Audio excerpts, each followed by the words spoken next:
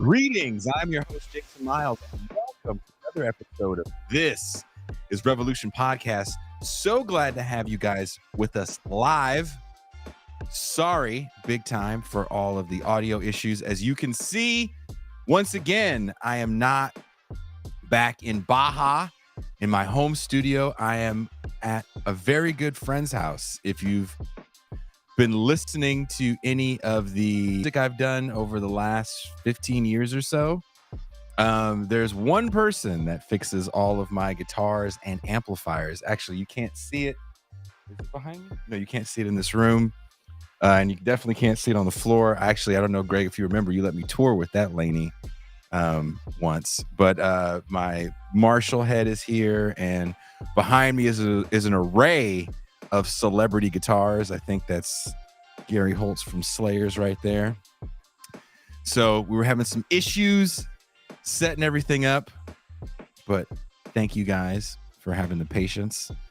You know it's going to be a very good episode tonight, so I'm hoping that's why you were so patient. Before we start, if you are new to the channel, please hit like, please hit subscribe. Don't forget to hit that notification bell so you're alerted whenever we go live, because sometimes we have issues and we don't go live right at 6 o'clock. Can you hear that? So there's new sound effects on the board, because this isn't my board. This is the new one. That's what we're having problems with, but there's built-in sound effects. And I don't like them at all. But we had a great week of shows. We started off with a conversation with my good friend and fellow musician, Pasquale Romero, about the economics of trying to do music and the industry in general. We're probably going to have a few more of those shows. Conan Neutron hit me up, very upset that he wasn't on that show, as someone that's definitely still out there doing it. Then just yesterday, we had Pascal Robert, the man of the Mau Mau Hour. And he had a great show with Milton Alamati. I hope you guys check that out. Those shows are both up, so please, when you're done here, go check those out. As always, thank you to all the subscribers on YouTube and Twitch. Sorry, out here in this room, there's bugs. And all the audio-only podcast formats where you find us. And, of course, thanks to the patrons. Collectively, you are the fuel and the engine that keeps TIR moving along. So if you're enjoying what we do here and want access to the post-show champagne room, past and present, there's only one way. Become a patron for as little as $2 a month or $30 for the year. You can have all that access and also join us for movie night. I guess that's a joke. See, on my soundboard, it's a different sound. Maybe I deserve that. But you guys didn't come here to talk about all that other stuff. You guys came here to talk about something that I talk about quite often on this show, as I've had extensive experience working with the unhoused, living amongst the unhoused, being unhoused. I don't know if that's anything to put the applause button for, but it is a reality of my 46 years of existence on this planet. In California, during the early days of the shelter-in-place order, Governor Gavin Newsom's plan to shelter unhoused citizens was called Operation Room Key, using existing hotels and motels for temporary housing. The plan to get as many people as possible into permanent housing. Now, in the post-peak COVID era that we're currently in, the new mayor of Los Angeles has a plan to fight homelessness with the purchase of the Mayfair Hotel, a once grand hotel that up until 2014 had deteriorated and was another dive hotel near LA's infamous Skid Row. That was until big SoCal real estate developer Alex Murati and his ICO properties purchased the hotel in 2014 and turned it into a luxury hotel. The Mayfair was used as one of the room key hotels during the shelter-in-place order, and its 294 rooms suffered over $11 million in damage. Also, local businesses and residents don't want the hotel to return to housing the homeless. Now, is this project the first domino to fall to create a pathway to attempting to solve our homelessness problems? Or is this just a way to shuffle the public blight of the unhoused into hotels and warehouse the problem? Here to discuss this, we have friend of show, someone I feel honored to call a friend in real life, Bill Cody. Bill worked on the LA City Council and has some inside knowledge and concerns about Project Mayfair. Please welcome Wild Bill Cody. Hello. Can you hear me, Jason? I can hear you now. Okay, good. We had to change some inputs for the audio and stuff like that. So, first of all, Bill, how are you? I'm doing good. I just had dinner with a friend who's a former UGA professor, Judy McWillie, and looked at some good art and had a nice salmon meal, and now I'm here. So you weren't like doing rock star stuff with Michael Stipe and the B-52s? No. Not tonight. That's you're saving that for the weekend. Not tonight. I generally hang out with a different set of Athens stars, more like Vanessa and Michael from Pylon and people like that. But Mr. Stipe is around sometimes, and he's a very nice fella. No, I'm not trying to throw shade, as you young people say, to any of your famous Hollywood friends. That's as close as I'm going to get to a laugh track, apparently. Bill, can you tell us a little bit about the Mayfair project and your experience with residents and the room key hotels? Well, it's interesting because the Mayfair Hotel is in CD1, which I used to work in. When they first had Project Room Key, I will say that for a multitude of reasons, it was a real lifeline to the city of Los Angeles. For those that don't know, the city of Los Angeles has been sued more than once on the left and the right. A group of business owners sued the city of Los Angeles about the homelessness issues. On the left, activists, various groups sued us about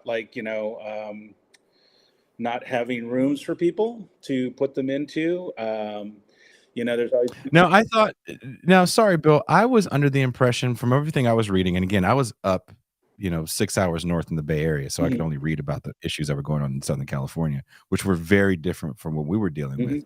It seems like your activist class out there was almost preventing people from coming into some of the hotels. And I know you guys were you guys even at capacity? I think we were at capacity most of the time. But it came and went. And one of the things that, and you and I have discussed this, I mean, one of the problems with the homelessness issue, well, the unhoused issue, is that, first of all, people who are unhoused are a whole strata of people. They're not, it's not like a monolith, like this is who they are. They're everything from, families that get priced out who are showing up at school with their kids and going to work, to, we have a real bad meth and fentanyl problem in this country right now. It's just staggering, the numbers.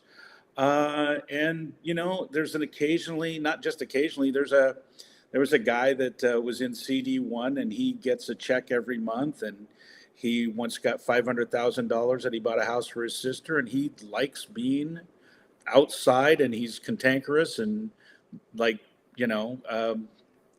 some people in the neighborhood wish that he would, and funny enough, he did accept, because he won a bet, he accepted, and he checked into one of the tiny homes for one day to win a bet, and then checked right out. Wow. So, I mean, but these are all different people. And one of the things that I always say is, like, if you give housing to that family who's showing up in a van with their kids at elementary school, they're going to run with it. They're going to do something and really change their lives. And a lot of those people change their lives anyway, kind of on their own, which is very impressive. The people with mental health and substance abuse issues, that's a really big, nasty problem. And We call it chronic homelessness inside. So people that are suffering chronic homelessness, they've been homeless for probably over 3 years, consecutively. it, So yeah, it's very different trying to get people like that housed. yeah, and it's a, it's funny because one of the things, and I've talked to you a little bit about this, but since I'm in Athens, Georgia now, for those of you who don't know, but I've been working with some people, and we've been going out to the encampments here with little. They're like, I wouldn't call them a goodie bag, but it's like we've been taking testing strips and socks and power bar, but also information on where to get recovery, because a lot of them are people with Mhm. substance abuse problems and mental health problems, which are often linked. And we have a tent city here in Athens that is funded by the feds. It is going to run out of money at the end of December, but the mayor here has already got it lined up with state money. They're going to do tiny homes at another location. There's another group of unhoused people who live in the park by the Classic Center, and they don't want to have anything to do with the tent city. I've been to both. I've been working with some people who've gone out there with me who've been recently unhoused themselves, which is always very helpful for me because they're like, they know the names and know where everybody is. But it's a smaller issue because it's Athens and it's a smaller city. But for the area, it has a large unhoused population. A lot of the same reasons San Francisco and LA do. There's services here in Athens. It's a university town. There's hospitals. So, that's the other thing. Unhoused people usually go to big cities and college towns for the same reason that everybody else does, to see REM. Anyway, Well, what are some of the issues that the two communities have against each other? Why would one not want to go in? They find it one to be more violent.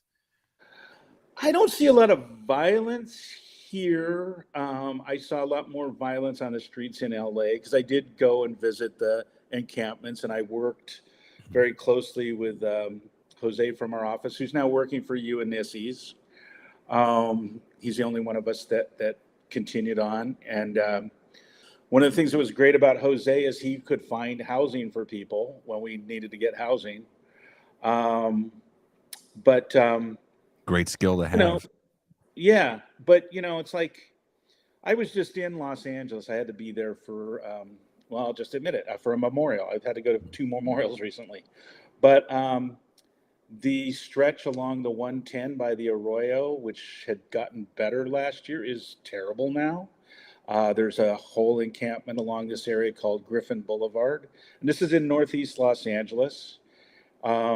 It's next to some people whose houses are worth over $1 million, and you can imagine how they feel about these things. Mhm. Everybody likes to put those signs up in their front yard about how much they love people, but when there's an RV down the street, they have different opinions You often. mean like a Black Lives Matter sign? Oh yeah, no, I'm talking about those ones that have everything that our household is, In we this house, we love Jews and gays and black yeah, people, except exactly. those gay Jew black people in RVs.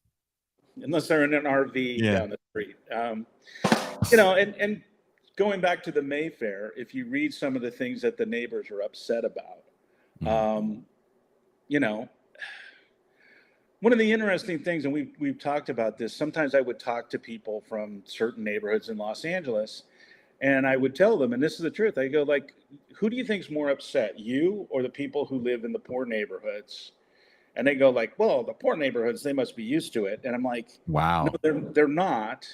And they get more upset because they're trying to take their kids to school and raise them. And if somebody is shooting up drugs next to the school, they're not too thrilled about it.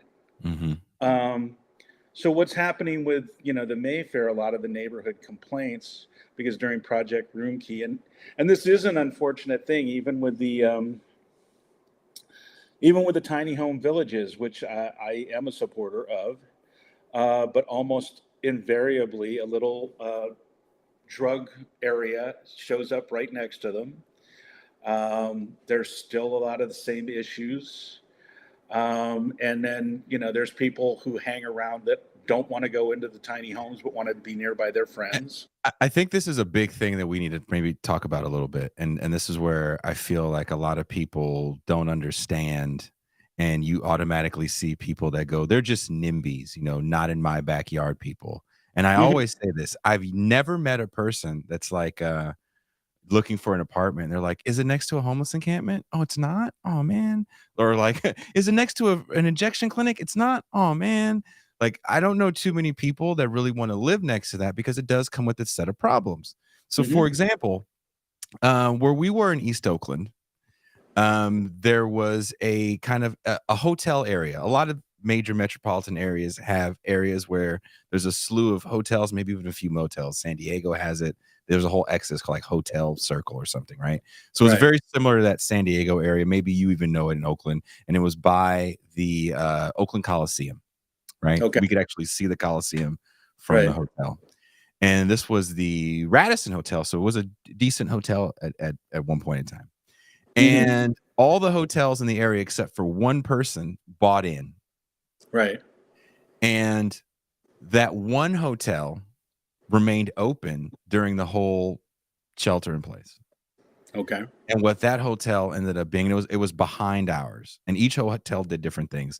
Some hotels we had for people that were actually COVID positive. So there was one of those where they only got 2 hours outside of their room. Right. You guys had the same thing. We Mhm. we we had, I forget the name of them because there's code names for all this stuff. We had another one that was for families that had to get used before it was even ready because a couple weeks in, someone set their room on fire, which caused hundreds of thousands of dollars worth of damage and caused a lot of people to have to get out. But what happens is most of these are wet shelters, which means that you can use drugs in your room. That doesn't mean that people just go in their room and get high to themselves. What it means is you've created a little market. So even though we don't allow visitors or people in, Mhm. the people in the place can still leave. Right. So all around that area There's a little became drug market, right? a huge open air drug market. Mhm. And these are places that can be pretty violent. You're probably going to get your car broke into. If you're not someone working inside a facility, you definitely might get hit over the head or just, it's one of those areas where maybe bad stuff happens to you. And it's probably not the kind of place where you want to walk with your kid, right? That being said, because it was a hotel area and kind of a business area, there weren't really a lot Mhm. of homes nearby. They were a little further away. So they weren't really. Whereas whereas w- the w- Mayfair is right in the middle of one of the most crowded neighborhoods in Los Angeles, and during Project Roomkey, they had those complaints. So now Mhm, suddenly, and I tried to get a hold of somebody that I know in Eunice's office. What I read was that she had concerns and then mhm. sided with the mayor and has been in now supposedly in favor of the Mayfair. Um, the issues that were there, the neighbors believe will come back, and they are probably right about that. And I want Uh, to add something before you finish. Sorry to cut you off. Is that when you work in these places, these are all nonprofits that want to mhm. get these contracts. So the last thing you can do is report violence. So if there's violence happening on site, if you're getting beat up, trust me, it definitely happens to the people that work there. Mhm. No one knows about it in the county you're working in. The governor's office doesn't know about it because they can't let that get out. They don't want to lose that contract. Right. So when neighbors complain about noise, again, where we were lucky that we weren't near people because there were some Mhm. incidences and, maybe later in the show, I'll tell some stories that I can now mildly chuckle at, but there was some insane situation where one guy had a blowtorch and was just trying to hit whatever car was going by because he hadn't slept in a while. you're going to kind of have some wild stuff going on in these places because you're talking about a massive unit. So if you're talking about 290 rooms, you're going to have several couples in there, probably some families in there. So you're probably talking about maybe having 400, probably closer to 500 people in a building, and that doesn't include staff that they were talking about. And is your staff going to be 24 hours? Now, you always see security in these places, but just to let you guys know how security works in these environments, security's job is to report. That's it. To take note of it and report it and call the police if necessary. They're not going to break up any fights. They're not going to stop anybody from trying to hurt you. They're not going to stop anybody actually from hurting each other if people are fighting amongst each other on site. They're just there to observe and report was their protocol while I was there.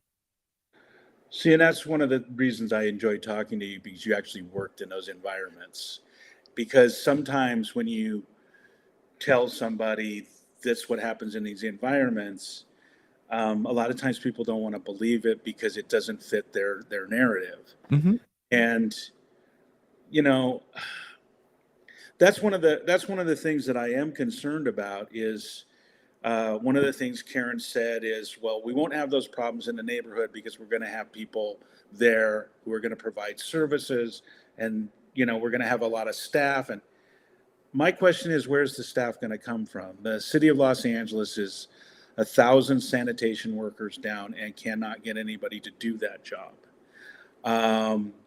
There are something like 1,500 police people down, and whether you're defund the police or not, they can't hire anybody right now. Nobody wants to take that job, which is why, after a big debate, most of the city council agreed to raise the starting salaries.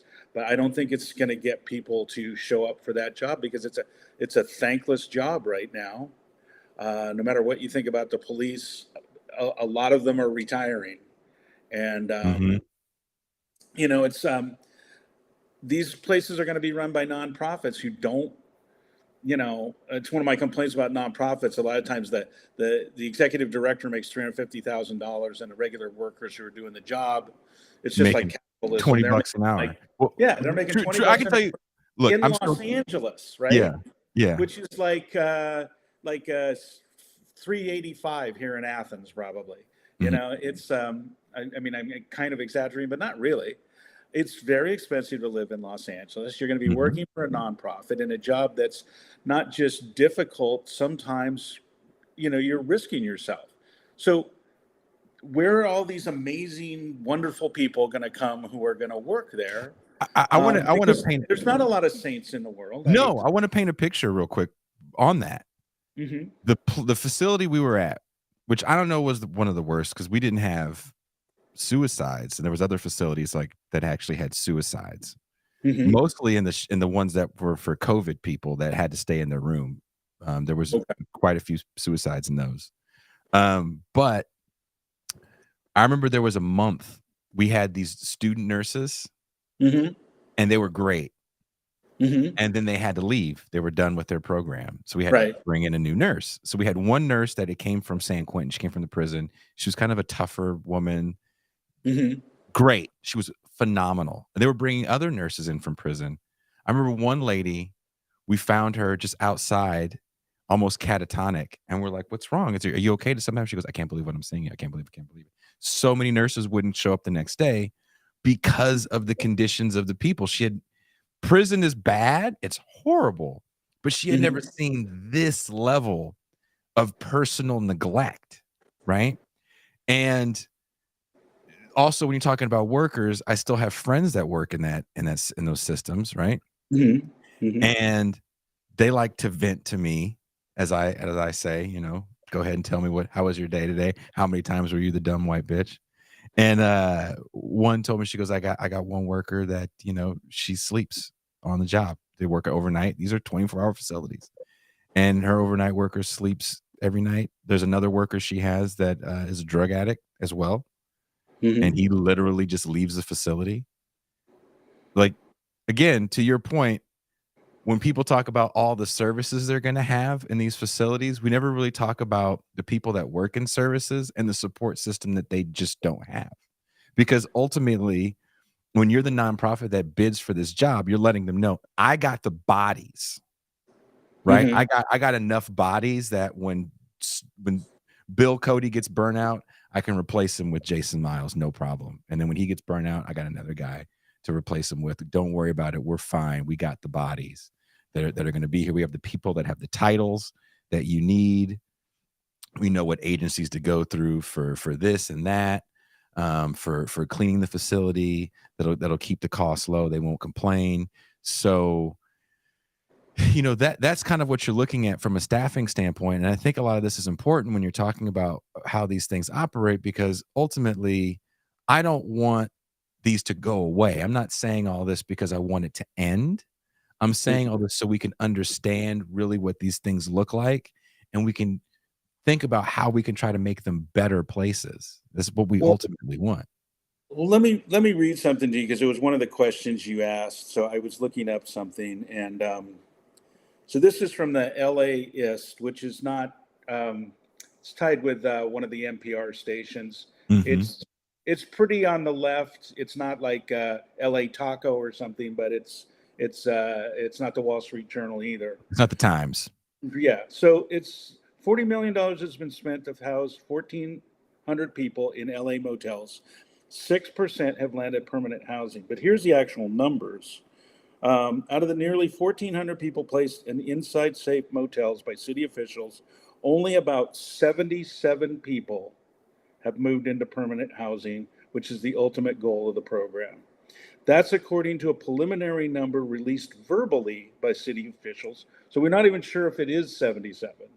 Wednesday afternoon at a committee meeting where council members sharply criticized what they described as a lack of transparency around the LA mayor's signature homeless program.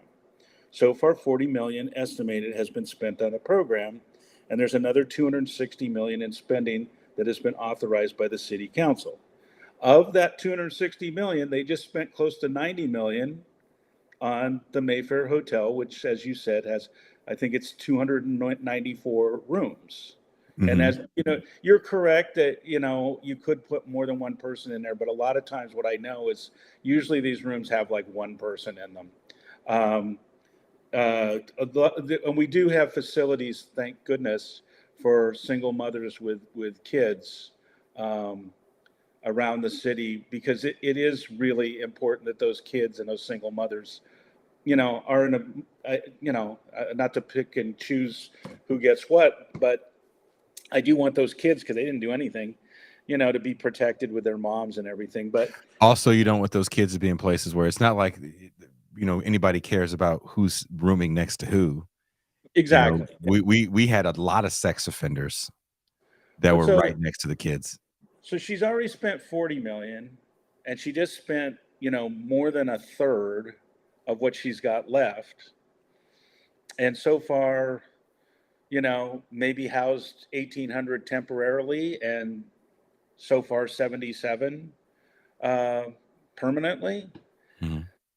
It just, and that's, I'm not knocking Karen. I think she's, my biggest complaint about Karen Bass is that when she rolled out her 9-point program, it was Inside almost safe. everything that Eric had already tried, right? Mhm. Just kind of repackaged with different wording.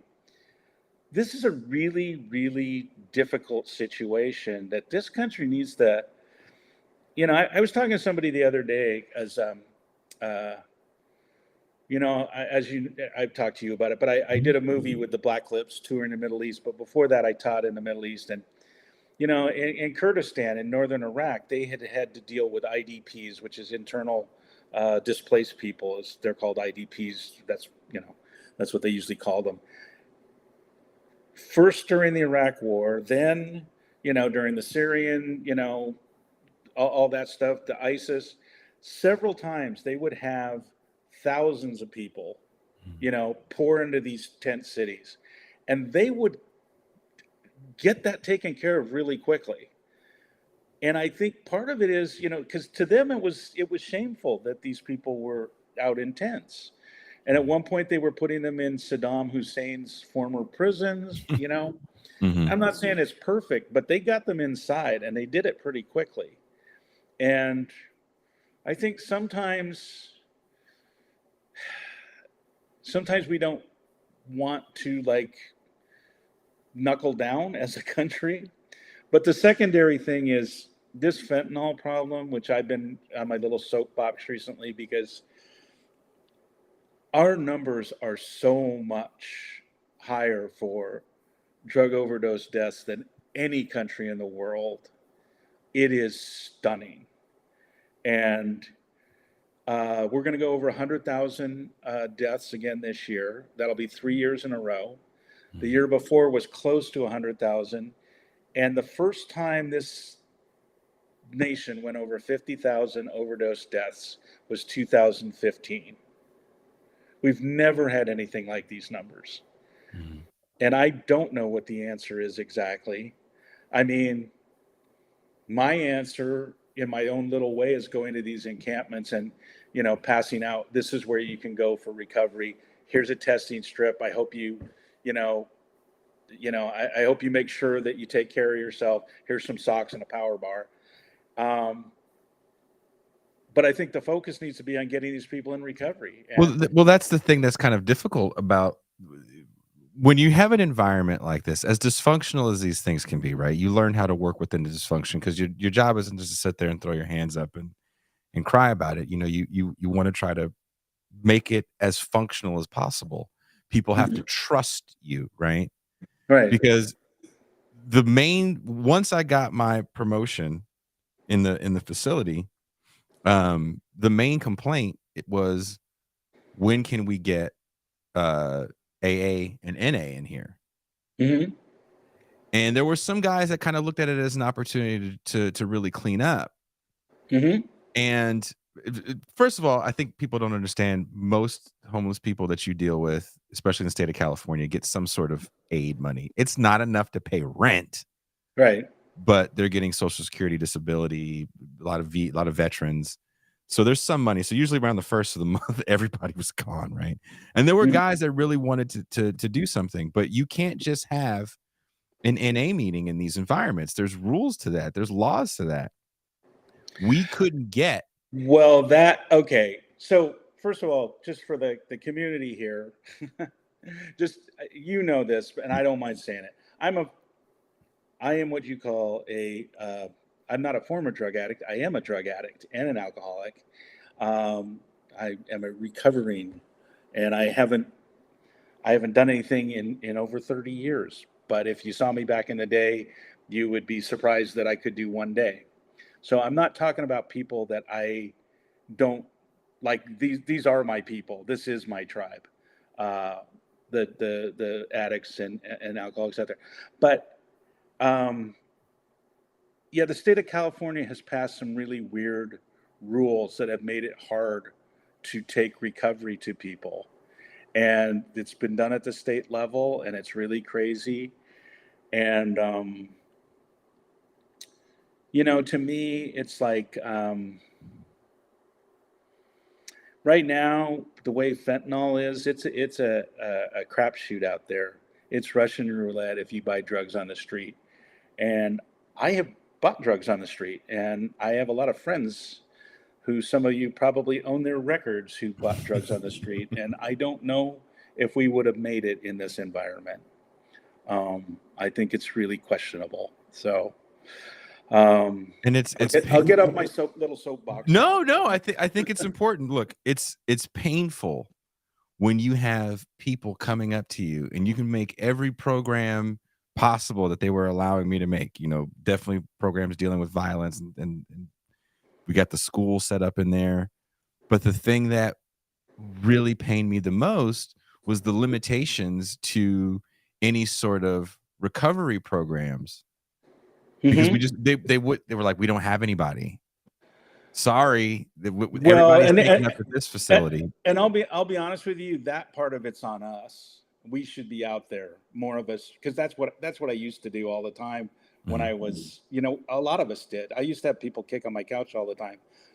And the nice thing about when people kick on your couch is you can be really mean to them and they don't remember it 3 days later. So it's great. It's I don't know. I lost my train of thought. The picture that is being painted about the Mayfair is they're Mhm. saying that, look, we're going to have the resources in this facility. We're going to have the mental health Right, professionals. and I really doubt that they will, just because of what I know about the government, what I know about the city of Los Angeles, and what I know about this situation. Um, I can tell you a story, and this was a guy that was in a house in Mount Washington, and the neighbors were really worried about him. He's a former lawyer, and Mm. they asked me to get some mental health help out to him, and I called the county who has the mental health contract in LA, and they said, "No way are we going out there. Send the police." Now that's a former lawyer in Mount Washington. Getting people out to deal with these people, it's really hard to get those people. It's really hard to pay them enough that they want to do this job.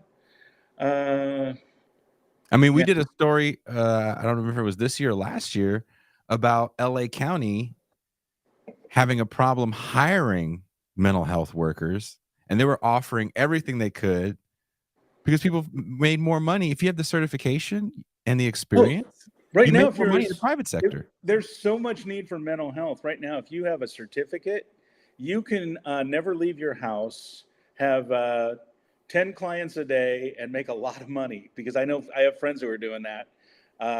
It's hard to get a therapist in person right now, but there's um, there's a lot of people working as therapists, and there's still not enough. And again, you're right. I mean, where are we going to get these people? It's it when the private sector can afford to pay that much more, and there's almost a stigma, it feels like, when you work in services, of people that kind of shake like, "Oh my god, I can't believe you do that." And it's almost like something people do as like, well, this is my it almost sometimes it feels like Teach for America for some people. Like, "Oh, look, I went to a inner Mhm. city school Oh yeah, and and I it's did this almost like thing for a little bit." when are you going to grow up and get a real job? It's so cool Yeah. that you're doing this for your 6 months or 1 year or whatever. And again, the other thing is,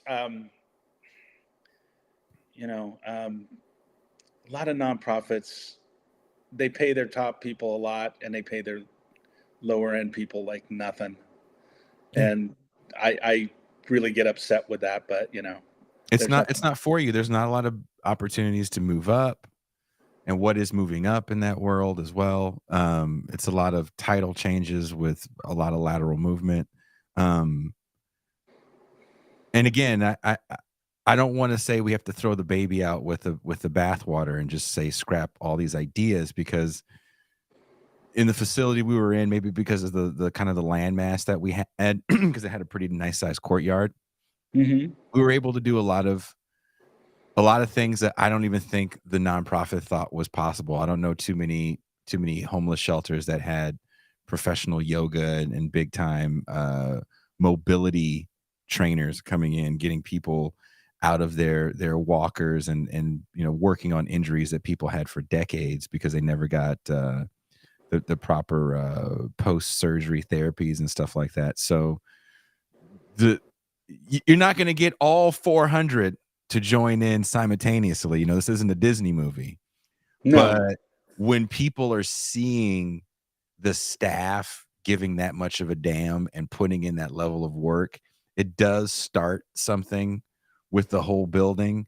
But it's so hard to maintain that because you're just constantly getting beat down. Another reason why you get so many complaints from people is you can have all the rules in the world, but back to the whole we don't report anything, you can't exit people from the program.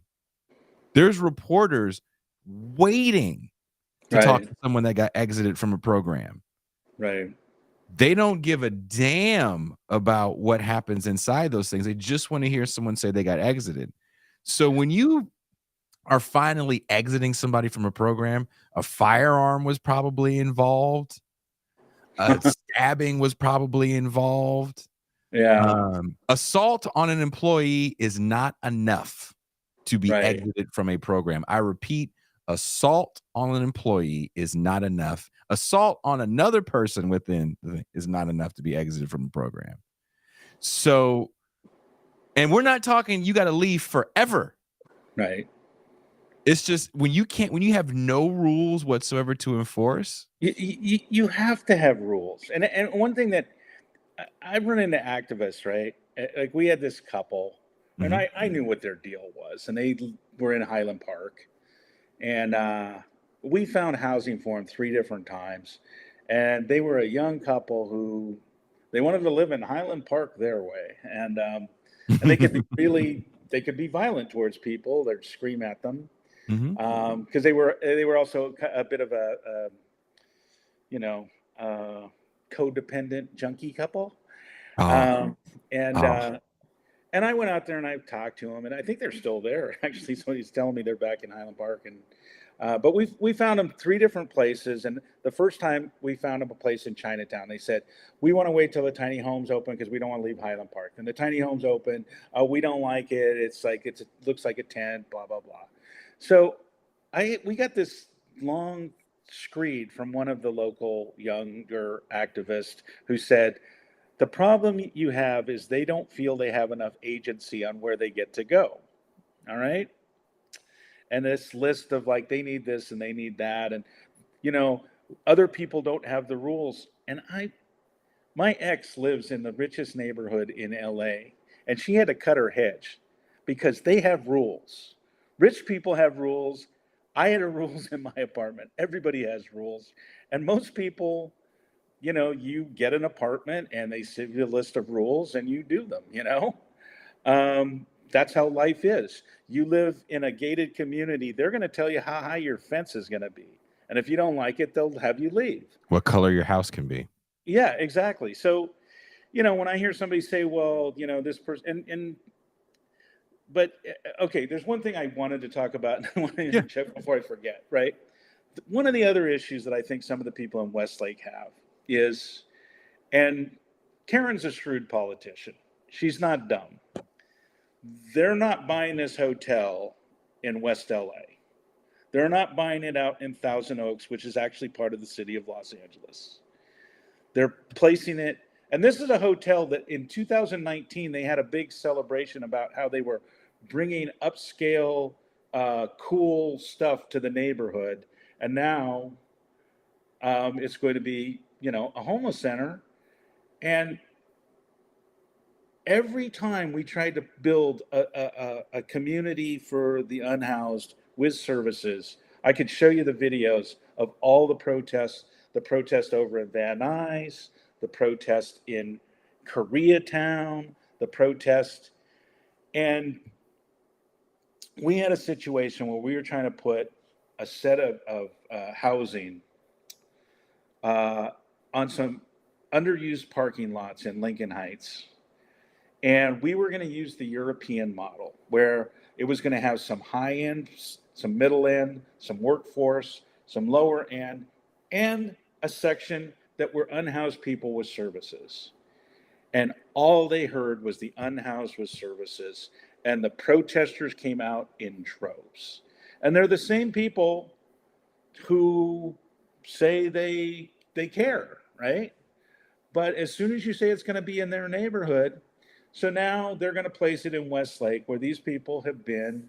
I mean, for those of you who don't know about Westlake, Westlake has come up in the world a little bit, but that and Pico Union are two of the densest populations, not just in Los Angeles, in the country, sometimes in the world. It is, there's been some gentrification in Westlake, but it's still an area where there's a lot of monolingual language people, and not just Spanish, other languages as well. At one point, they estimated, I think it was UCLA, said there were 193 languages spoken in Westlake and Pico Union. So these are people who, they are people fighting for a better life, right?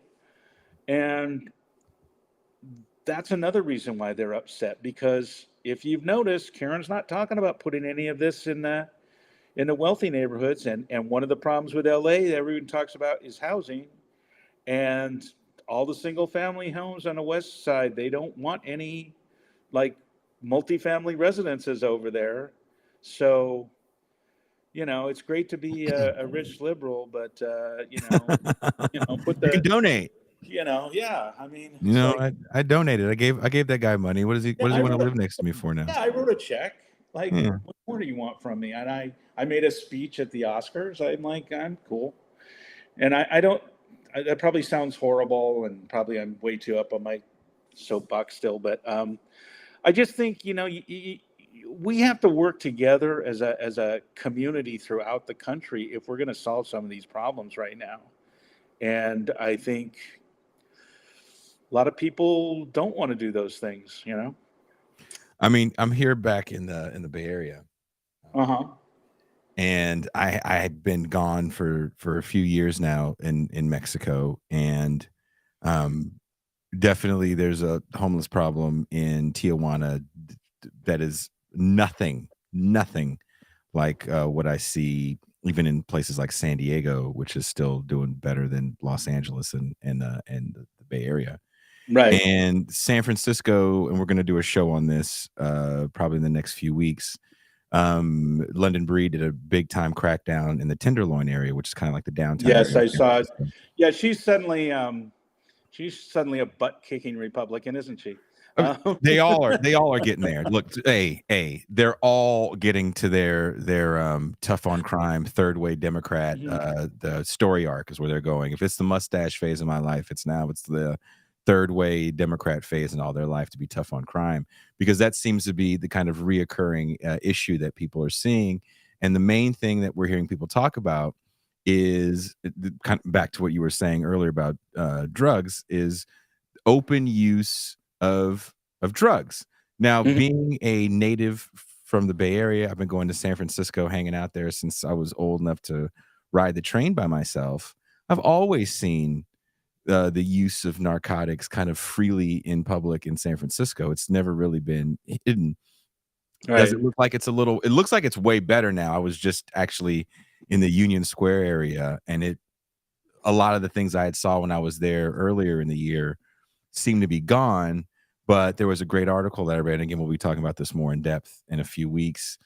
Some of the crime has moved to other areas Right. of the city, and the one of the things I did notice was there was armed security guards in front of everywhere still, and that seems to be the way moving forward. I see LA does a lot of the similar things as well.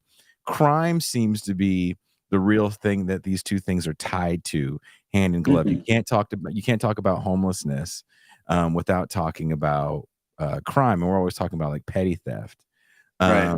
And I don't think all of the unhoused residents are involved in this level of petty theft because of what I said earlier in the show, where many of them, if not, I would say the vast majority, Bill might even have his numbers on it, receive checks.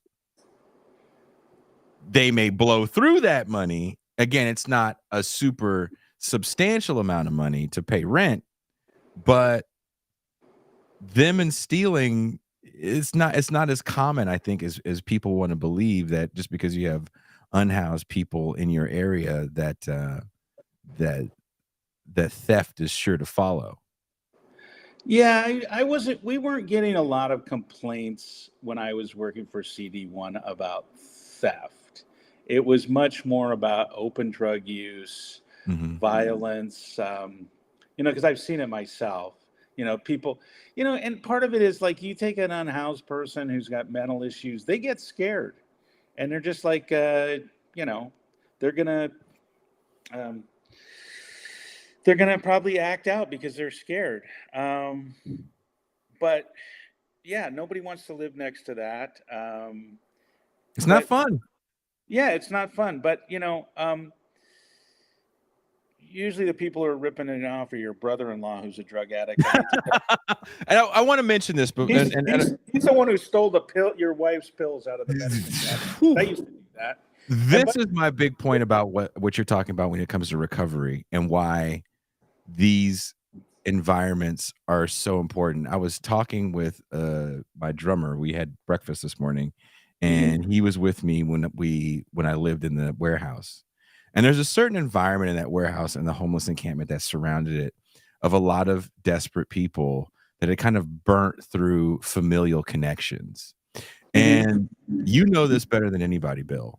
If you have a drug problem, a real problem, and you've stole from family, you lied to everybody and told all your friends and everything that you were going to straighten up and act right if they just loaned you $20 to do the thing, right? Because remember, life ain't like that show Intervention, people. That is make believe for you, drama for you to watch. So when you burn through all those connections, the community that takes you in, that holds you when you're depressed, that you don't talk to your family anymore, sometimes kids don't deal with you, is that drug community. Oh yeah. Well, They're going to be there for you.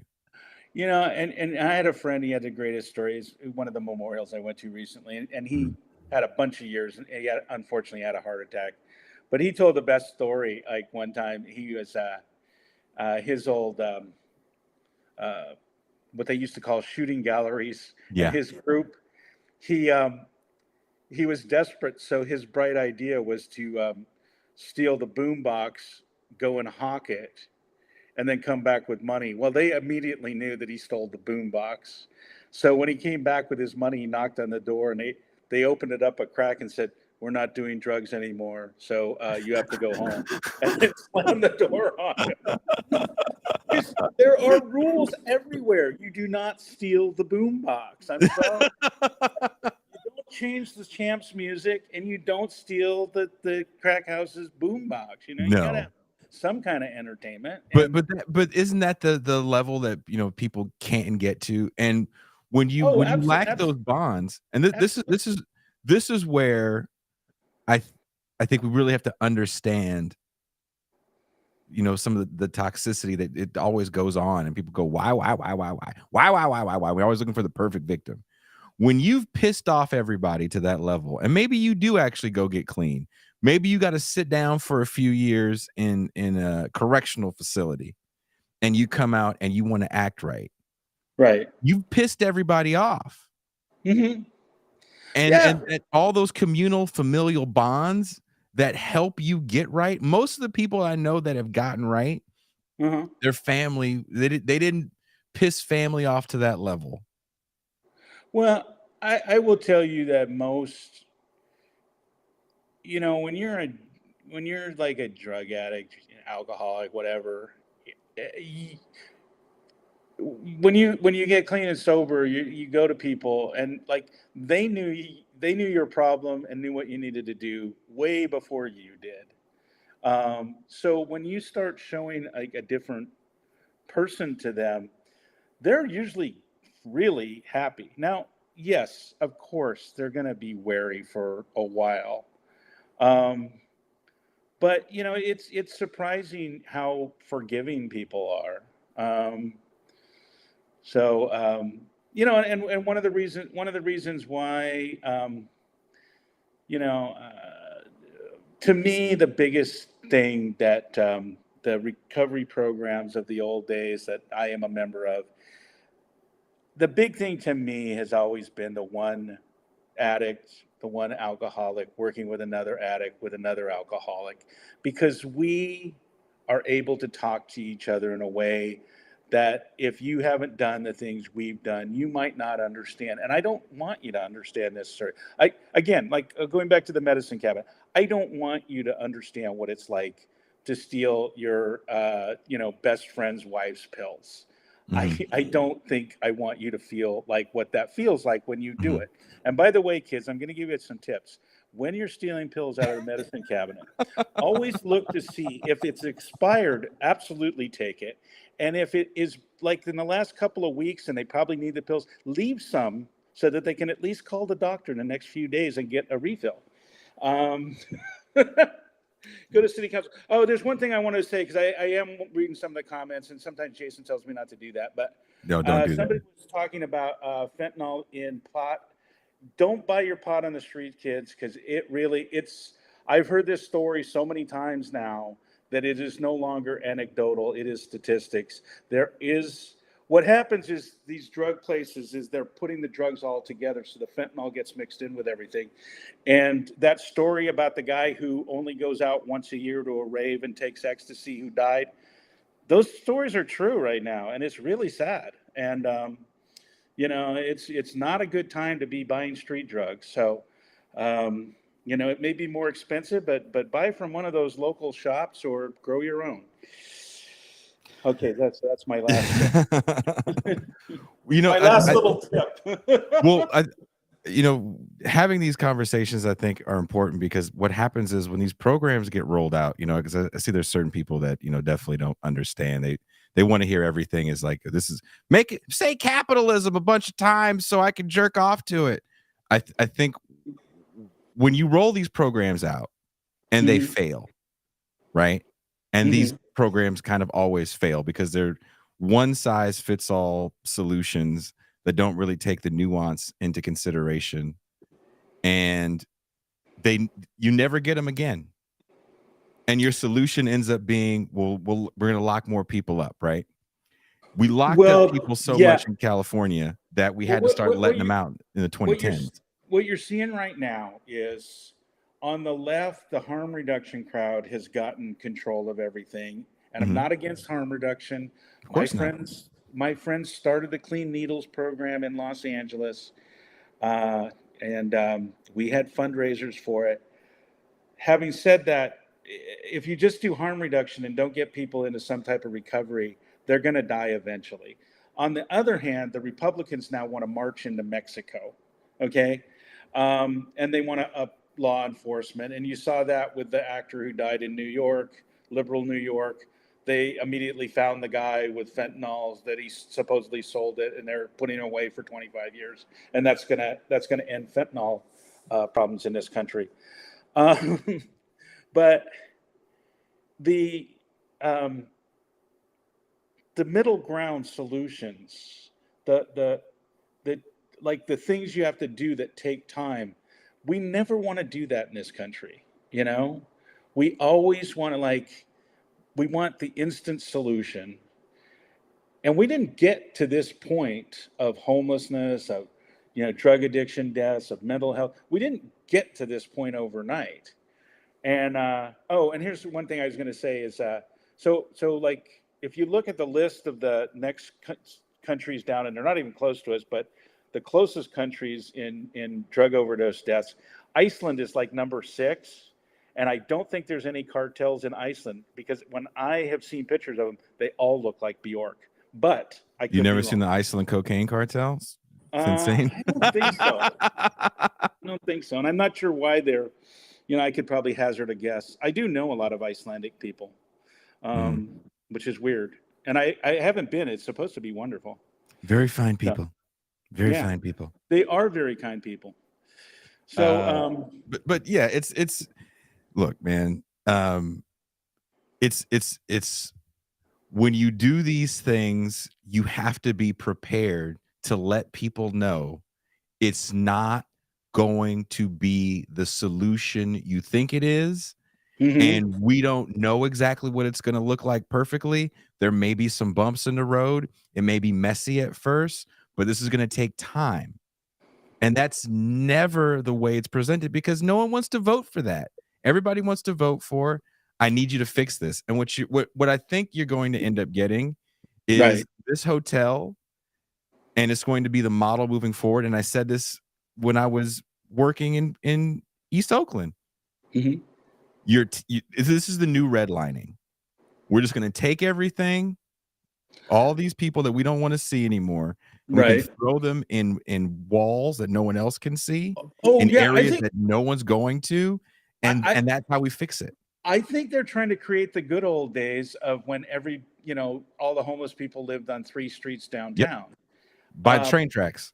the problem is this problem has grown so big Mhm. that they don't have the money. Like, just figure out that this is like she's already spent.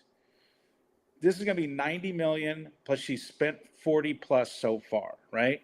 So Mhm. she's already spent 40% of the money they allocated to her. Okay, Karen. Mhm. She's 6 months in, Mhm. and she'll be lucky if she temporarily houses another, what, 4 or 500, which will bring it up Jesus. which will bring it up to 1,800. That leaves another 38,000 people out there, and only 77 so far have permanent housing. And this is 6 months in, so we don't know how permanent that permanent housing is. And Another thing, we've talked about it before, but just a quick reminder, permanent housing is not permanent housing. There's usually term limits, and there's always amount of money that's set aside for the quote unquote permanent housing. And when that program goes away or when that money's all dry, then it literally just goes away and you have to kind of start over again. So it's a constant struggle. But I do think that's what they're trying to do, because I when I went back to LA this last time, I noticed certain areas of West LA were nicer. And I'm not even going to mention the person's name, but one of the big DSA people. Mhm. I was in a meeting. They have these meetings called anyway, they're like the police board, where you have all the local women who want to like clean up the streets. I CPAB, the Citizens Police Advisory Board, and they have them each month. And I had to go to a couple of them because I had two different precincts. I had Northeast and Hollenbeck.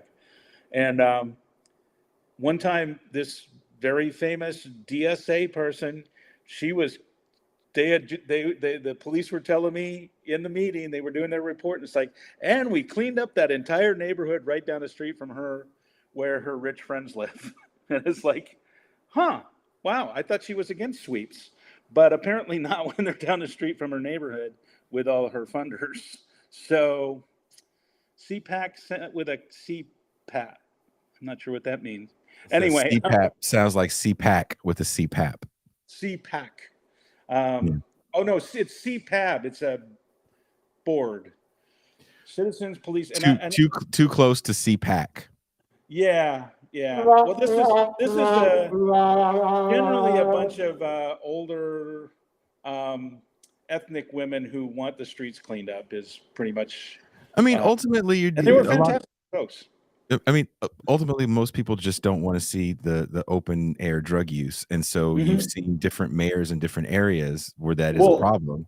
Just try to contain it, right? Let's just put up a fence, let them do whatever they want to do, and we're going to quote unquote save lives. We're not going to give you a better quality of life, as someone says, where the federal government needs to step in. The big problem, when we talk about this all the time on this show, is that there's no real services for anybody. So there's only so much you can do at the state level. Right. Well, okay, here's an interesting thing that I came across today. And this was July 7th of this year. Okay. Once hailed for decriminalizing drugs, Portugal is now having doubts. And the whole article was about how Portugal now they've had an increase in drug use and deaths, not anywhere near ours. They've never really had a big problem, but they already want to roll back this, what everybody says is the best way to go. And why? Because they don't want to see people using drugs openly. They don't want to see their drug abuse deaths have gone up. And so they're talking about rolling back this thing. And then I just read I saw an article from 2 days ago where the New York Times was saying, we need to be more like Portugal. And Portugal's saying, we don't even want to be Portugal. So I don't know where I'm going with that, other than it's like, well, because none of this stuff is easy. And every time somebody tells you there's this simple answer, there probably isn't. Well, because they go, look to this country, they fix the problem, or this country fixed the problem. Toussaint sent me this thing before the show today, and it was this guy. I don't know who he is. He's a very large kind of Instagrammer, I guess. And they were talking about homelessness as, kind of an issue of personal failings. And, they compared it to a country. I can't remember the country they compared it to. And they said, well, this country doesn't have, I think it was Bali.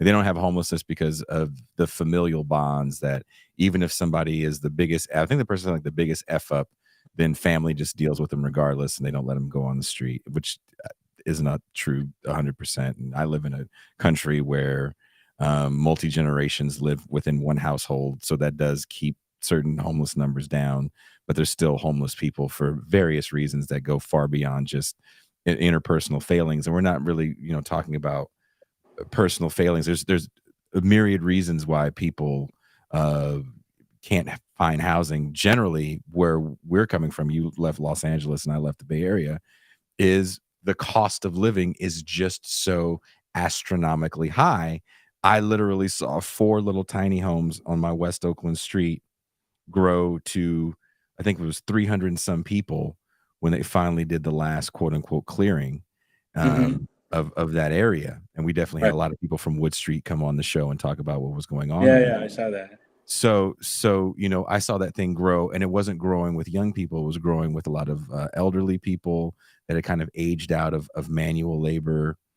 Mm-hmm. So, we don't live in a society where taking care of people is part of the government's job, like France, for example. There's a reason Right. why stuff burns down when you raise the age of pensions. Nothing burns down here, and I've said this and I've written about it because these are all moral failings. I don't care who you think you are.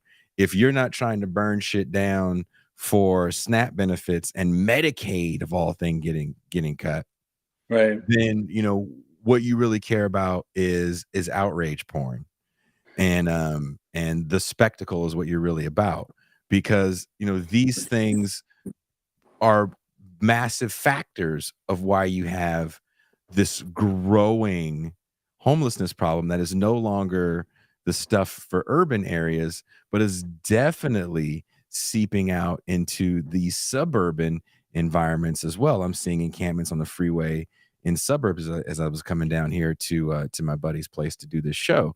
So, Go up to Seattle, man. when we were in Seattle for Kuba's wedding, Uh, we picked up Gene and Ben for Kuba's wedding. I was shocked, first of all, at how much was gone in downtown Seattle, and I was shocked at how much that homeless population had grown from when I was just there playing a show in you, 2019. And I was you playing a show at the Corazon, which isn't, in the best neighborhood anyway. you can drive all the way up, like well past Everett, and there's encampments all over the place. And for those of you who don't know where Everett is, it's about 40 miles north of the city. It's a naval town. Um, there was something I was going to say that you brought up that I was thinking about, and I hope we're entertaining you. Yeah, like Portugal, the Scandinavian countries are another fantasy for U.S. libs. Okay. Oh, but here is the part. So to bring it back to like this is revolution and capitalism and communism and all that stuff. All that good Okay, stuff. one of the things that I do know is they love when you talk about the whole moral failing thing. Mhm. They love to pit the lower end working class against these people that quote Yes. unquote have a moral failing. It's like, Yes. see, like we've treated you like crap and you don't make any money and we don't give you any health care, but you're not that guy, right? And Mhm. you need to feel better than him because and you're lucky we gave you this crappy salary because you're not that guy. And these other countries, they do a better job taking care of their people. Their people seem to be happier. And I think that's something we're going to really have to start looking at is like, why so much unhappiness? Why so many people are not, you know, uh, you know, our suicide rate is gone way up. It's not the high. It's not South Korean high, but it's gone way up in the last 15 years. Um, People don't kill themselves that way because they're like happy-go-lucky. I don't think. I could be wrong, but That'll be the topic for the show Saturday. We're actually an author wrote a really touching memoir about his son committed suicide, and he wrote a memoir about dealing with his son's suicide. So we're definitely going to be getting into that topic Saturday.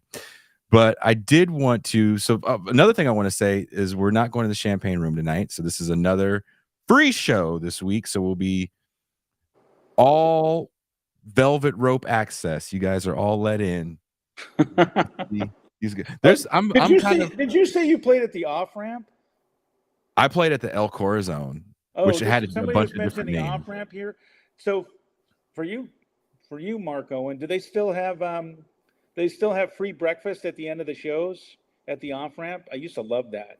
You came Oh, I outside, never they played had anywhere free with free breakfast for breakfast. you if you came out at 2 o'clock. The only place that treated us real well with like catering is when we played Numos when we were on the Godflesh tour. Oh, Numos is great, except I shot a movie there. The movie I got into Sundance with, and Okay. all my actresses were complaining the dressing room smells like heroin. I'm like, And but you were like, "How you know what heroin smells like?" some Chunky. legendary people have shot up down here. So And then you it's not slammed the door and shut up. I wanted to. I'll tell you how I knew I was old is the Hmm. actresses wanted to talk about some dialogue, and I went down there, and they were all like in states of undress, and they didn't care because I was a piece of furniture. I was like, I walked out of there going, God damn, I'm old. Well, before you go, there's a few more things I definitely want to touch on, but before we wrap this. You had sent me a message about RVs, and it made me think about RVs. And as I went to go see my son yesterday, who turned 5. Mm-hmm. So shout out to the baby who turned 5.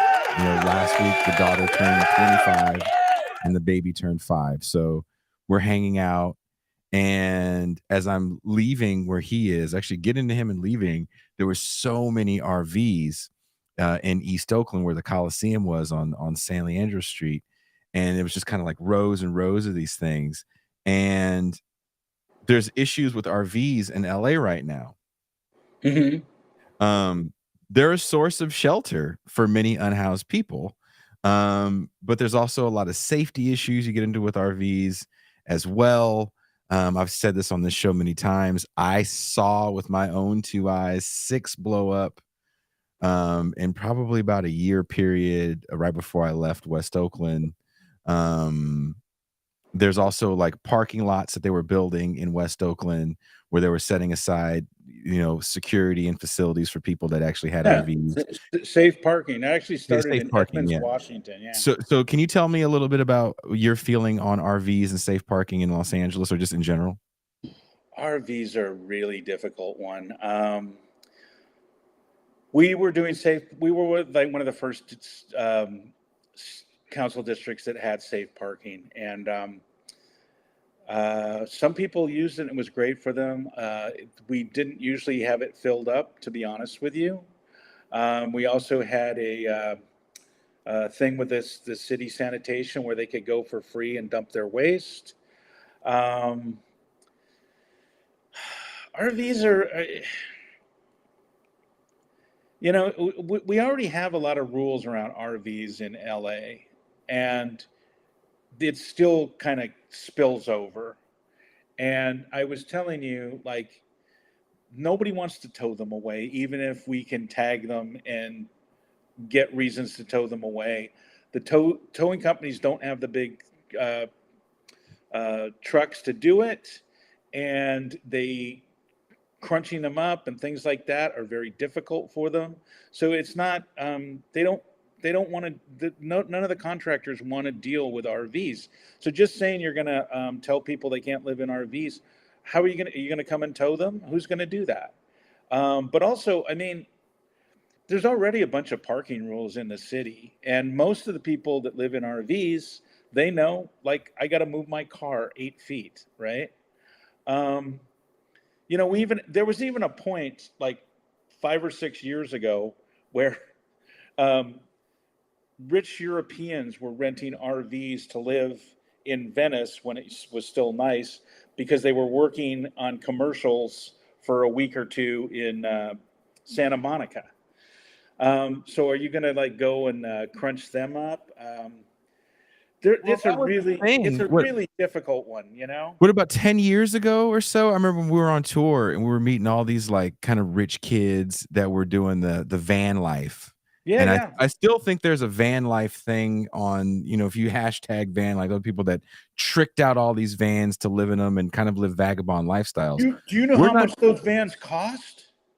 To trick out a like van, $250,000 now. Bill, to trick out a Sprinter, yep, like some of these people had, the way they had them, where some of them had like facilities in them, they were carrying water.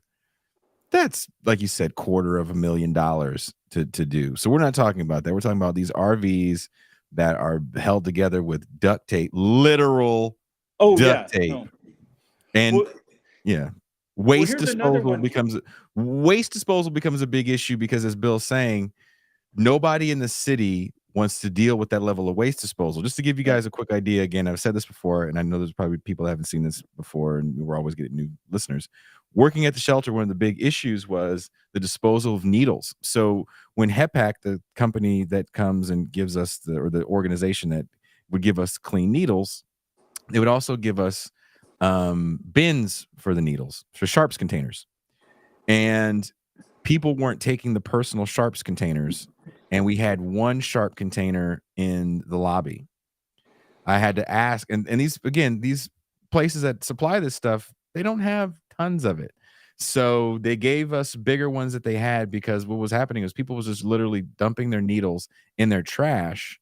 And when the facilities people were taking out the trash, of course, needles were going through and poking them. And one guy Yep. got poked through his steel toe boot through with a needle in his shoe, and other people were getting poked with their pants. We had several Hep C and HIV positive people that were intravenous drug users, and you don't really know whose trash you're picking up. And definitely we lost a lot of our facilities people in doing that. So when we're talking about disposal at a lot of these RV sites, you have to definitely take that into consideration. And sometimes these companies just don't care. Yeah. Well, God, I don't want to bum everybody out. I don't think it's totally hopeless, but um, I just think we need to start rearranging how we live in a different way. And I know that you guys on this show talk about this all the time, but um, there's something going on with the amount of homelessness in this country. Again, the amount of drug overdose deaths is stunning. For those who haven't looked at the statistics, our country, it is frightening, and it's why our mortality rate has dropped like over 3 years in 3 years time. You don't lose 3 years of your life expectancy in a country of 350 million. Like if you do the math, for anybody who can do math these days, um, that takes a lot of people dying early to do that. Um, I, ju- And to add to the RV discussion, Bill, I don't know if you've been following what's been going on in Marin County. In Marin County, which is next to the water, for those that don't know, it's one of the richer areas in California in general. Um, there's people that have been living on boats oh wow, in in the bay over there. The residents don't like it. These of course boats not. are, and they're condemning the boats for not being seaworthy. Wow. Yes, they're literally destroying people's boats. The one place they have to live on the water, and you have people coming down and condemning the boats. Wow, that is a new one to me. I have not heard of Oh, no boat. one talks about it because not that many people live on the water, and B, you would assume, well, can't you just go, by the gate, maybe Golden Gate, like get away? But you know, it's everywhere people have for shelter. If certain people can see it, they don't like it. You living in your car, and I can tell you living in your car, you probably have blankets covering so you can't see, or something covering you can't see, and there's all of your belongings are in your car, so it looks like a mess. Most people are like, I don't want to have that guy in my neighborhood. If there's an RV that's Well, old, someone mentioned that these old RVs, you don't want it in your neighborhood, right? and That's what people are saying. I don't want it, like you said, I don't want it in my neighborhood. I hate to say it, and now it's gotten out of hand, but when Mhm. you drive up the 110, Ooh, like if you see how oof. much the encampment that's along the Arroyo, but it used to be, and I'll say the police said this, and I've said it myself, to be honest with you, when they were down farther in the Arroyo and nobody in the neighborhood saw them, Mhm. like my senior lead officer would go like, as long as they're down there, I don't care, right? Because you didn't get complaints about them. Now that they're, but nobody stays in those places. So you have to, like, God, I don't know. And wow, I'm like bumming myself out here. Well, I mean, I think the thing about the what- RVs is, like, imagine if you were trying to rehab people's RVs in the RV parking lot where they can at least be, functional. Well, that would be, and they should have more programs where people are fixing up houses, Yeah. like teaching kids and stuff like that. But it's one of the things is, like, I very early on when I had that job, right? I used to say, like, I always knew I was in trouble when somebody said, it's not that I don't have empathy for the homeless, because the next half of that was going to be something like, not all of Hitler's ideas were terrible. What about the Autobahn? Have you seen what they do to people in Saudi Arabia? It's like, yeah. With all due respect, your mom's a whore. Yeah, it's one of those. Yeah. And the other thing is, I always gave LA credit for they did vote to tax themselves to billions of dollars with H and HHH. But every time we tried to use that money to build, housing with services, there was always a bunch of protesters there, and they always stopped it dead in its tracks. And what I used to say is, I think when they heard that, we were going to build, housing with services for the homeless, they were thinking of Barstow, not part of LA County. It's like, Aren't you going to do that in Bakersfield? Isn't that part of LA County? Exactly. Play them some Merle Haggard music. They'll be fine. Like Merle Haggard's the Pied Piper to get the homeless out of LA. Merle Haggard was homeless at one point when he was young. He was in the prison. I know that. The thing that's frustrating about all this is, again, when something gets built or something gets voted on. We've had Randy Shaw in here several times talking about this. HHH was never supposed to house everybody. It was always going to house about a quarter, at best, a quarter of the homeless population. And they haven't housed a quarter of the homeless population. This Mayfair hotel, which a lot of people are talking about, and there's one thing we haven't said about this Mayfair hotel that I find very interesting. The company that bought it in, was it 2014 or 2014, yeah. And they rehabbed it to make it, would you call it a luxury hotel, Bill? No, they wanted it to be a luxury hotel. They had a big, in like 2019, they had a big bash for all kinds of people to show them that they were bringing the elegance of the 20s Art Deco to the neighborhood, and it was going to, they were trying to gentrify the neighborhood. But now that guy is looking to make out like a bandit, because first of all, he is going to make out like a bandit. He's getting $11 million for the damages. Yep. But then he's going to sell it to, I don't even know if he's going to use it for the damages. He's going to turn it over to the city for, is it 84 million? Yep. He's going to make out like a bandit. And yeah, I mean, and how much did he buy it for? 30 million or something like that? Yeah, something like that. And it's like, it's a hell of a come up, and this project may fail. Exactly. Well, and that's my point, is like, Karen's going to spend all this money, and again, what you're going to maybe bump it up to 2,000 people that you're temporarily housing. And when I say temporarily housing, the 1,400 she's temporarily housing, 1,200 of them could be back out on the streets at this point, and the interesting thing is, and I'll just say that the Democratic Socialists, right? Mm-hmm. They're all tight now with Karen, because I hate to tell you, kids, everybody wants to be a progressive liberal until they move to a different neighborhood or they want to run for Congress. Most people who get in politics want to, they want to be somebody. They want to be a politician, and the money is in California. It's in the Democratic Party. It's not in the DSA. So eventually, they're not going to be a DSA person. They're going to be a Democrat. And if they tell you otherwise, they're probably just kidding you.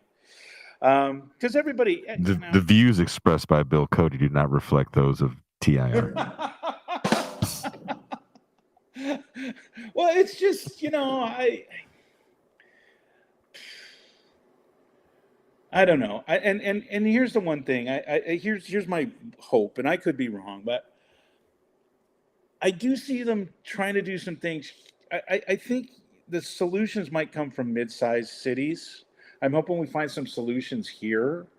We're very short of um, detox facilities. There's only one in the county, and it only can have like 50 people at one time. There's still a shortage of mid-level recovery beds, which is a big problem in California. There's just a dearth of the mid-level. Like, I don't have insurance. I don't really have that much money. There used to be a whole bunch of these places, and I could, without getting into why, but the state passed a bunch of ridiculous laws that have made it really hard on them, and so they just close up. And so, it used to be, there was almost always a place you could go when you wanted to get that, you know, um, 28 days or whatever. And, there's a shortage, and there's a shortage here in Athens. And one of the things that I'm hoping we can do here is, there's going to be a lot of money coming into these issues. And the question is always, where's that money going? Because there's lots of people who want to get that money who may not really care about these issues or you or anything. But having said that, if there is something you can do, like, push, you know, it only takes like a couple hours to read up on some of the things that are needed and call your legislators and say, we need a detox unit, we need mid-level beds, we need more recovery beds, because ultimately people do need a place to go, and particularly if they have mental health issues or substance abuse issues. If they have that moment where they say, I want to come inside and I want help, they need people need to be there to help them. And again, I'm going to get off my soapbox now. Before you get off your soapbox, the last thing I had set aside is, is there any way to be able to have these types of hotels or RV parking lots, tiny homes that work with communities that they're adjacent to? In many people's eyes, that having these things next to their community means more policing, um, and an increase in other services that are already extremely understaffed, i.e., sanitation first and foremost. Um, how can um, we look at these, like, to me, a federal plan, right? A federal jobs program would be amazing for something like this. yeah, But I don't see the why don't we have a federal plan around this? well, this Um, isn't the kind of thing the Fed would want to get behind because it takes a lot of maintenance, right? They don't want to, have to maintain stuff like this. Why do you think housing is always kicked out to the private sector? But really, in your mind, what is there any way well, you've worked at the ground level in politics? And I love when you explain the bureaucracy and the light bulb change. That's my new um, favorite story. I But do, I do. Um, some of the tiny home villages are not perfect, but they have been helpful. Um, they've been helpful here in Athens. They've been helpful in parts of LA. Yes, there are complaints that usually that open air drug area starts right next to them, but um, it doesn't have to be I, forever. yeah, I like the tiny homes model. It's not perfect.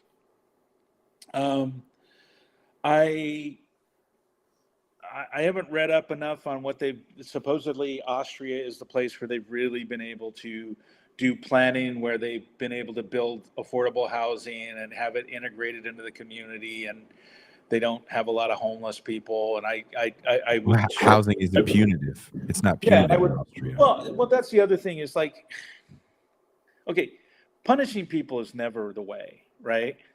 At the same time, like I said earlier, you can have rules for them. Like, you want to do this stuff, you have to do it indoors. One of the things they were talking about in Portugal is like you can get fined if you smoke outdoors in Lisbon, but you can shoot up. And so the people are, you can imagine the smokers are a little upset about that. And some of the other people. I think you can have some rules and you can enforce those rules without criminalizing, mental health issues or substance abuse issues. Um, and that would take, some thinking like in between, somewhere between we're going to march the army into Mexico and you can do anything you want. There are shades of gray in all of this stuff. And that's one of the reasons I've always liked talking to you is it's like, because every day when you get up, right, you decide certain things, right? Yes. And right now I need to lose weight and I have to make a decision every day. Am I going to go to Jenny's ice cream and eat 2 scoops, or am I not going to? And if I do eat those 2 scoops, I know that I'm not going to lose the weight I probably need to lose, right? So every day you make a decision somewhere in the gray area about what you do. Like when you go to work, you decide, okay, I have had enough of this boss. I'm going to tell him where to go. Or you say to yourself, if I tell the boss where to go, I won't have the rent next month. So I will put up with this guy for a little bit longer. And in politics and public policy, because you make money writing books that say this is the answer. And generally, like I said, I mean, you take when I would work with the local elementary schools, all the principals, we used to give out like free turkeys every year, and I used to go to the principals and say, can you give these to the people that really need them? Because the principals all knew, they knew which families showed up, and a lot of these families show up 5 minutes late because they don't want to have their kids walk in with everybody else. But even in nice neighborhoods, there's somebody there that shows up with their kids and then goes to work, and they live in a van. And Mhm. if you give those people housing, if you give them help, like I said, they are going to run with it, right? But if you have somebody with serious mental health issues, and on top of that, usually substance abuse issues, if they don't get some recovery and get help, it's not going to work. Giving them, saying, oh, let's give them a house, they're just going to trash it. And then they're going to like want to live outside anyway. So everybody's different, and you have to start like thinking about like ways to deal with both of those groups of people. This person needs and we're terrible in this country with mental health, just awful. We're not so good with substance abuse, and with the amount we're charging in LA, yeah, we're not so good with the family who's like working 2 jobs and living in a van. So we can get better at all those things, I think. Look, I think a big part of the problem is that we're living in the Bronson age, right? We're all about revenge. We're Yeah. gonna punish somebody for some problem. We have to find a big bad, and that big bad needs to be punished. Well, So then it was we cops. It was yeah. cops in 2020, right? We wanted to punish all the cops and defund them, and now the cops want to punish all the people. They got tired of seeing, the overreach of law enforcement, and we're seeing that in real time. What's happening with that? We're seeing the way that powers that be didn't like that narrative changed, and so now the new narrative is the problem is crime and open air drug use and homeless people, and the answer is always punishment, punishment, punishment, punishment. Right. And when that's And the only way you see things, then nothing will ever get done, but the cycle will continue. but we still had, we had a crack epidemic when they had 3 strikes, you Yeah. know. So And we yeah, fixed and that you're right. how? We fixed it by fixed it, quote unquote, by punishing those people that were holding drugs, Hmm. selling drugs. We said crack was the worst thing in the world. And let's remember something as a big reason why I want to do these shows because everyone talks about the 99 to 1. It's no longer 99 to 1 with crack to powder cocaine. But when that was getting rolled out, Hmm. all of the black activists, I would say the majority of them were like, yes, crack is the biggest problem in our community. It's causing gang violence. It's getting innocent people shot in these drive-bys. So let's punish this like it is the evil that it is. We're seeing the Hmm. same thing now with Oh, property crime and homelessness. This thing is a blight on society. These kids are just stealing these Louis Vuitton bags. I had to charge that Louis Vuitton bag. Punish them, punish them, punish them. The prisons ain't full enough. There's more space to build more. Punish them, punish them, punish them, punish them. We punished people so much in the 90s through to the 2000s that we had to start letting people out in California to the chagrin of some state senators, not all. It was pretty much a bipartisan decision to be like, people were dying due to the overcrowding in prisons. They weren't even able to get adequate health care in prisons, that they were literally dying in the 2010s. And it was like, let them, you were there for that, Bill, let them out.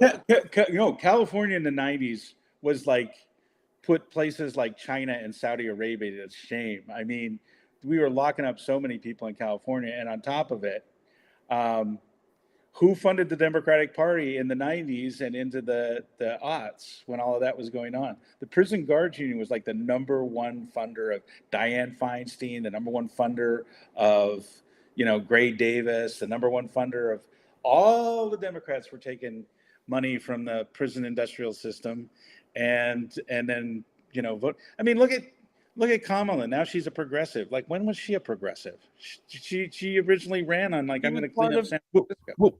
What's funny about Kamala Harris, and I find this funny, the campaign she when she was, Senator Kamala Harris, and she was talking about the good old days and when she was locking people up as the DA, that person couldn't win in 2020. That person, and you can't revert back, I don't think, but that person could make some noise in 2024. I don't think she's going to. And she only got that job. But I mean, that type of person that can say, here's my record of locking people up and throwing away the key. If Adams, the mayor of New York, was a bit more adept, he'd be, well, they got all those problems there. But yeah, I can see, definitely I can see somebody like that who's like, I am going to be, I'm locking up parents when the kids are delinquent. That kind of mindset is back to being the mindset that we're in right now. People aren't really talking about police overreach the way they were before. No one is shocked anymore when you're seeing a protester get ran over by a car, be it cop or not. What we saw with Heather Heyer and everybody wanted to, and Donald Trump said very good people. That was the perfect storm of that level of outrage. That's gone.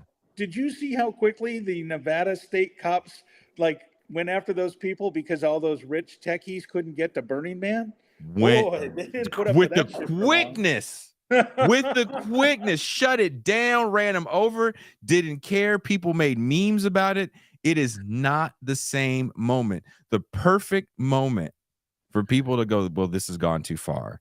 You had Jews will not replace us out there with tiki torches. You had Donald Trump saying very fine people, and you had a man run his car into a crowd and injure a bunch of people and kill one woman. Yeah. If that happened today, we wouldn't even know it happened because no one would talk about it. That perfect storm is gone. No, I definitely, and I've told you that. I mean, it's like you watch these, for the people in the chat. So I got addicted to all these like weird YouTube shows, and I was telling Jason about it. The hip hop shows, the movie shows where they review and then trash Disney, and they're all like in bed with Rogan and all this, and there's this big swing to the right. And I do think the Democrats should worry about losing black voters, because I have a feeling Kanye's not the only black Republican out there. And, the Democratic Party has been so dependent on that, like 97% of the black community is going to vote with us. You know why? The Republicans are just so over the top racist. I know that. If they weren't that over the top comic book racist. But they only have to get 10% and Democrats can't win. That's the whole thing, right? It's the same thing with the Latino vote. The Latino vote's usually 65 to 35. Well, if you can do like George Bush did and make it, 60-40, the Democrats can't win, unfortunately.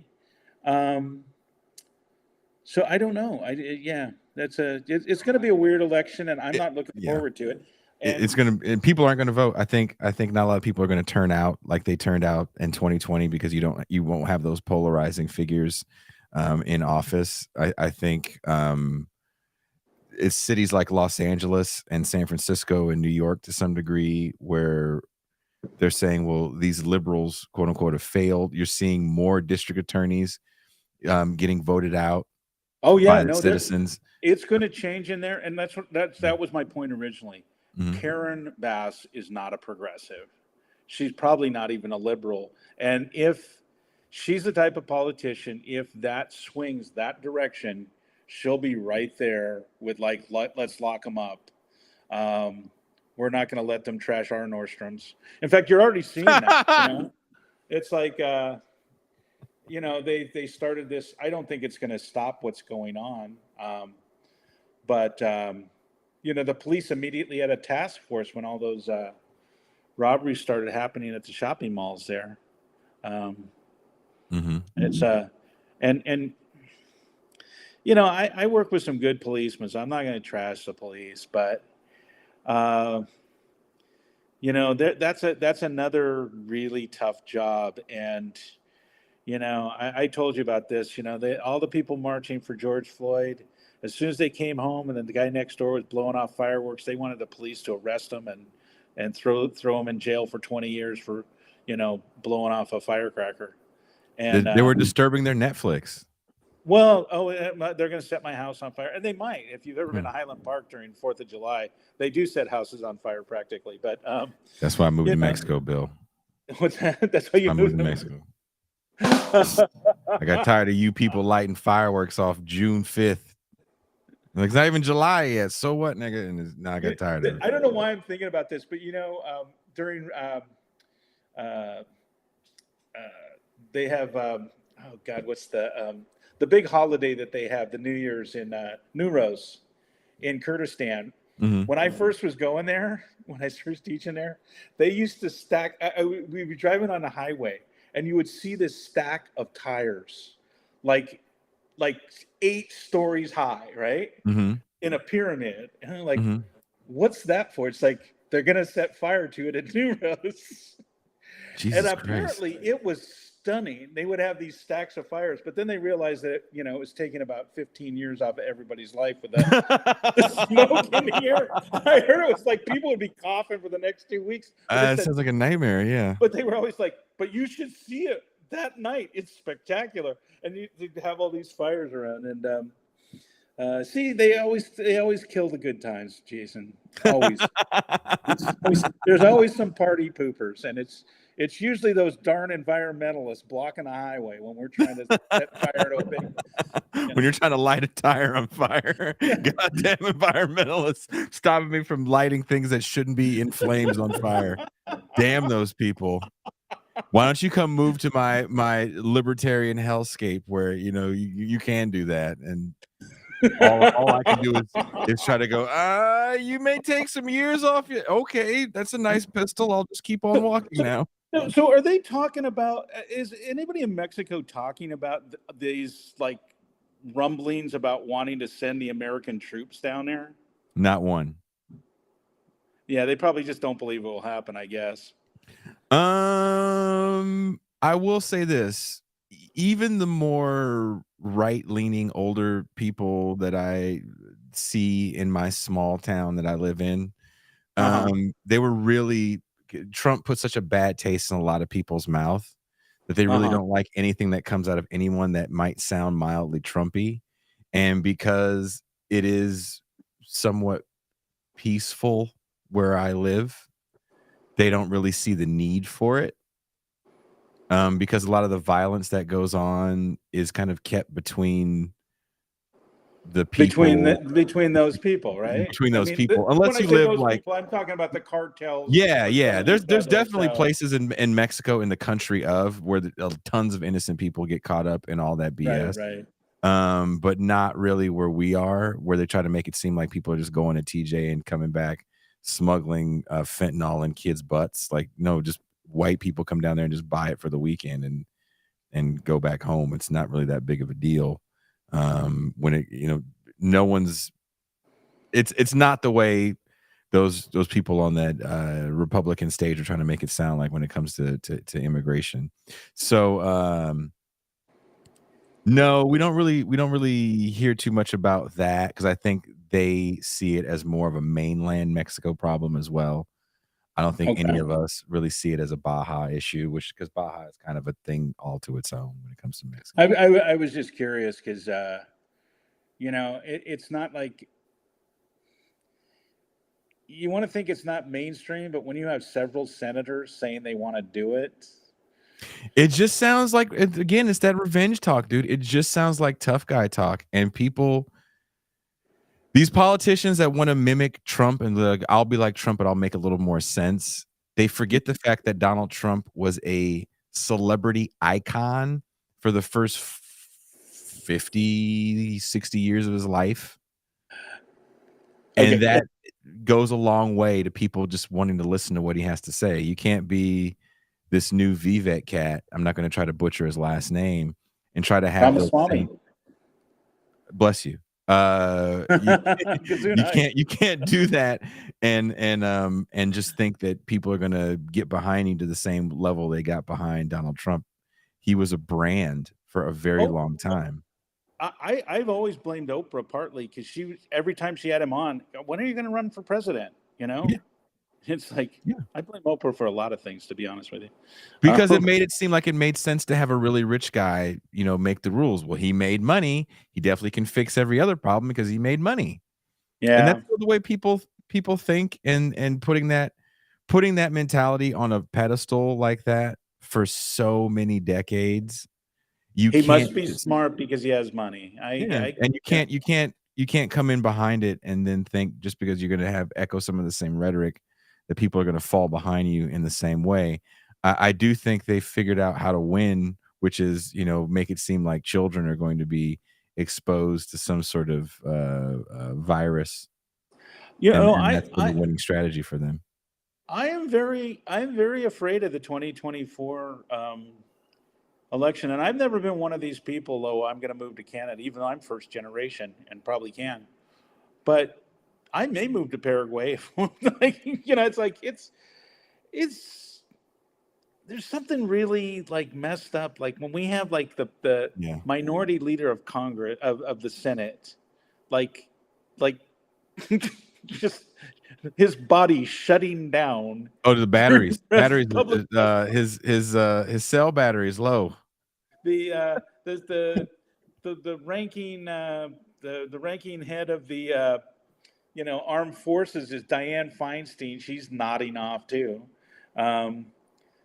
It's just where are you young people? You need to run for president. All I hear right now is Bill Cody's ageism. What's that? I said all I hear right now is Bill Cody's ageism.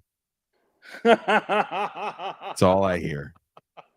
If you're an octogenarian and you want to be in federal government, it is your right, octogenarian. Bill Cody's an ageist. He's fine on everything else, but boy, he hates those old people. I am an old And if person. you're 80 years old and in DSA, Bill Cody definitely hates you. Oh, I saw some great pictures of a place that unfortunately shut down. They had a group of black nationalists here in Athens, and my friend Judy was showing me pictures because she was hanging with them. Mm-hmm. They had a beautiful art, like cool thing, and apparently there was some accusations of abuse that seemed to be true for the head of the group, but they closed them down. But they called up Judy and said, if you want some of this art, the police called her and said, if you want to take some of this art, you need to get over here now because we're going to haul it away. So anyway, she loves her art, and so do they. The pictures were fantastic. Were they Hebrew Israelites? They seem to be like a bit of that. They had they had these amazing painted aliens, and then Egyptian sarcophaguses. Were they dressed like Africa Bambaataa in the Soul? Yeah. Okay, like, yeah. That's all. Yeah. But Athens, African Bambaataa, and by the way, someday we'll talk about the Zulu Nation because they're good folks, but a little weird. Well, look, Bill, thank you for hanging out with me. Thank you guys for watching. You guys got free champagne. Did you guys get anything out of this? Where's the The chat? I think they did. chat? I think they did. We'll find out on the rewatch when I get a bunch of messages and comments and threats to my life. Actually makes me much less nihilistic and honestly more hopeful. Thank you. That's what we're trying for here. The goal again is to have kind of honest conversations about this stuff, because I think the conversations are always one size fits all. The problem is this capitalism is like, well, that's not going to go away tomorrow. And if somebody builds a hotel in Los Angeles and it has potential to really be helpful, these are some of the problems that are going to arise when these things happen.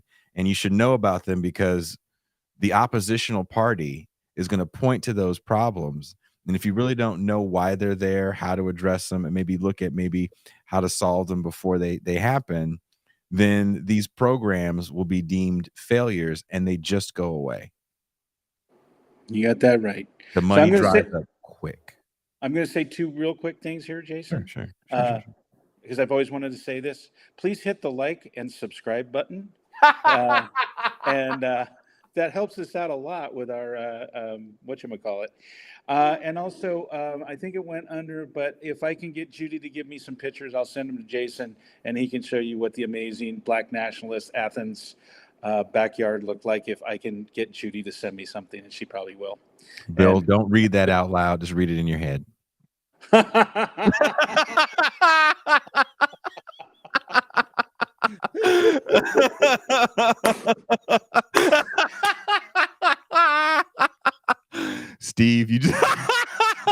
Steve, you just made Bill's day. For those listening on audio, I'm not going to read that. You're going to actually have to watch the show.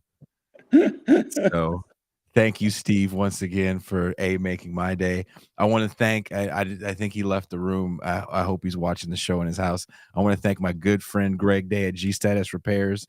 I am in a room full of so many celebrity guitars. It's kind of insane, the stuff that's around me right now. Like I said, I think behind me is Gary Holtz from Slayer's guitar. Oh. I know Rob Flynn from Machine Head stuff is over there.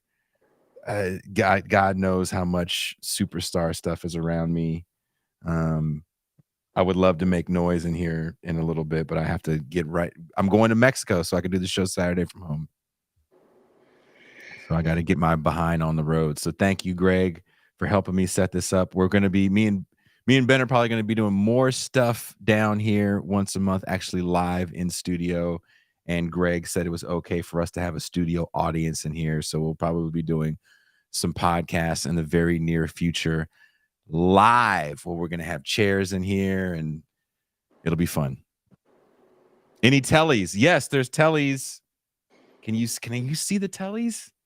Yeah, can you see the telly over there? Here, I'll try to move the camera so you can see some stuff. There's a telly there on the wall. There's definitely more stuff over here. And Greg has a whole nother room full of more stuff. He just got back from Europe with a heavy metal band from the 80s called Forbidden. He fixes all those guys' guitars, and they're going to be on the show soon as well. So see if you can get Gary Holt. Yeah, Gary he's a homie. All those guys are homies. Greg is like the best dude, and if you know Greg, then everybody's friends with you. So I actually asked him about that, if we can get some of these metal guys on the show, and that's one of the first live things I wanted to do, is get these guys here and we have like a fun panel discussion about that 80s scene. So we'll do one with 80s metal guys, and I'm going to do another one with 80s punk guys, and then do another one with some hip hop guys from the 90s. Awesome. That is the plan. So thank you, Bill, for hanging out. Thank you all. So you have a very good night there in Athens.